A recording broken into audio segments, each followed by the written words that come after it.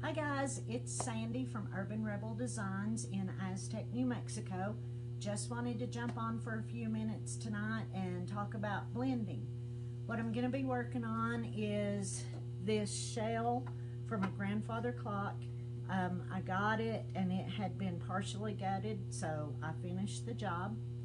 I have base coated it in Old Navy. Let me see, I've got Old Navy here. I base coated it in Old Navy, which is a gorgeous, rich navy blue. And then the other colors that we're going to be working with tonight are blueberry. My lighting is bad and I apologize for that. Yankee blue, a little bit of farmhouse green, and that is not showing well, a gorgeous green color.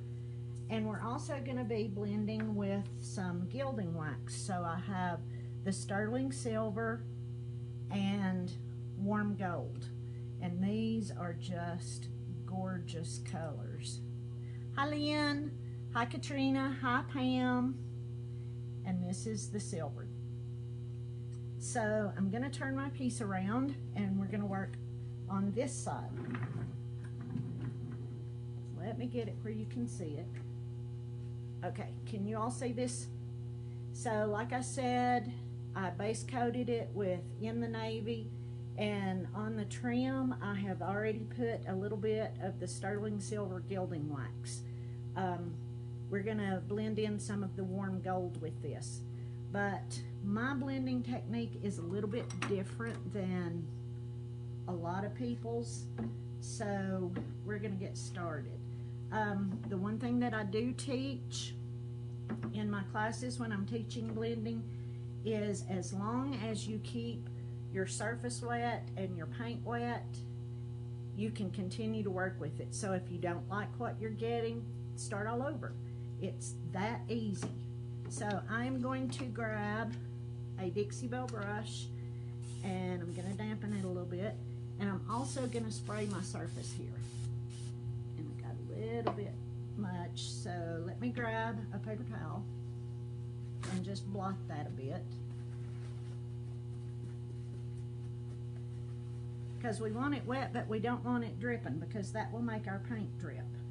So I'm going to start with the farmhouse green, and the way I do it is just very random, and since I don't want a whole lot of the farmhouse green, I'm just doing some little dots. And then I'm going to go to our blueberry, and I'm going to do the same thing, just randomly placing it. And again, like I said, as long as you keep your paint wet, you're good to go. So it's going to look like a hot mess for just a few minutes, but that's okay. We're going to make it beautiful. Next, I'm going in with my Yankee blue, and again, just random spots. And I'm going to spray this, mist it just a little bit. Do you all have one of these continuous spray bottles? These things are the bomb. Hi Michelle, hi Cheryl. Now I'm going to take a clean 2-inch chip brush, and we're just going to start blending it. And pardon me for turning my back to you. I need a little bit more water. The great thing about Dixie Belle paint is that the pigments are so fantastic that even when you water it down, you still get a great color saturation. Okay, so right now this looks a little striped to me, so I am going to go back in with a little bit of our base color In the Navy, and I just want to add a little bit just to tie it all in. So if you like this video, give me a heart, and also if you would share it with your friends you can be entered for a chance to win an 8-ounce jar of paint, the color of your choice. You might want to choose one of these colors. And I'm just going to keep working with this until I get it where I'm happy with it. Another thing is, you'll notice I'm doing little short strokes down here at the bottom to cover the bottom, but always finish with a long stroke. That will keep your finish smooth. So I can go like this and fill that in, but I'm always going to finish with a long stroke. And I think I want a little more green. I didn't think I wanted a whole lot, but I think I do.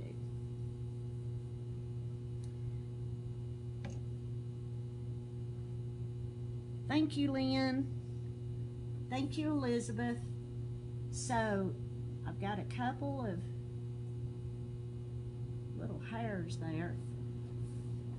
After the video ends, Dixie Belle will go back and pick the winner, and then they need you to contact them with your name, address, telephone number, email address, and your paint color choice.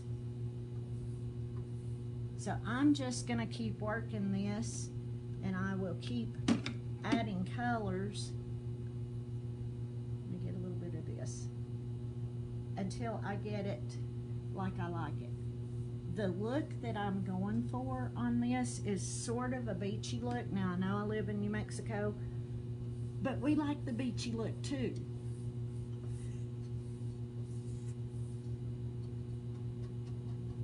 And up here where I have gotten just a little bit of paint on my trim, I can go back with a small artist brush and clean that up. So I want to move on to the gilding waxes. Here I just did, and I use my finger, you can tell I'm covered in paint. I've already done one coat of the sterling silver, so I'm going to take my warm gold because I'm going for sort of an aged brass look on this. So I'm just going to take the warm gold, and it's this easy. And with just a little bit of the silver peeking through, it looks like an aged brass. I like, if anybody knows me, you know that I like rust, I like chippy peely paint. Anything old and grungy makes me happy. So I always try to put something on my pieces that looks a little aged. So I hope you can see that. I'm going to put a little bit more on down here. But I just wanted you to understand that you can blend the gilding waxes and they work beautifully. So what I will do is I will let this sit for just a few minutes, and then I'll take a paper towel or a soft cloth and I'll go in and buff it just a little bit, and it will be as shiny and gorgeous as it was on this side. So if you have any questions, hi Pam, hi Ellen. If you have any questions, please post them here. I will go back and try to answer all of the questions, or you can message me on my Facebook page, Urban Rebel Designs. I'm happy to help in any way that I can. I know this was a really short video, but I just wanted to show you blending from a different perspective. Thanks for watching. Bye.